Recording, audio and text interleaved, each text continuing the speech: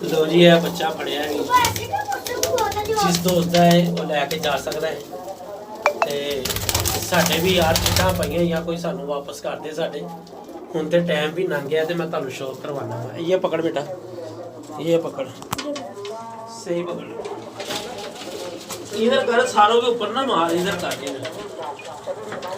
सारे मांगने वाले आ जाएंगे ये बच्चा भाईजान फड़िया जिहदा है दोस्त का लैके जा सकता है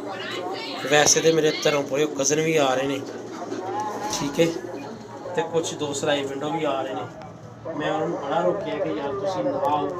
तो जे वो आ गए तो बच्चा चले गया तो भावें वो माजरत है मैं शॉर्ट वीडियो लान लगा तो वड्डी वीडियो यूट्यूब पर लगी है जिस दोस्त का निशानी है उत्थे आके मैंशन करे तो भाईजान अपना बच्चा लै जाए बच्चा रात रहा बच्चे ने दाना नहीं खादा है हड्डी चेक कर लो है यकीन मनो बच्चा वाकई रात रहा सी रात रहा बच्चा फड़िया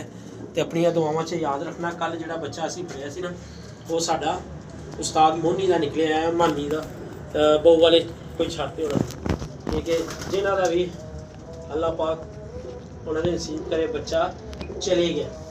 हूँ आपको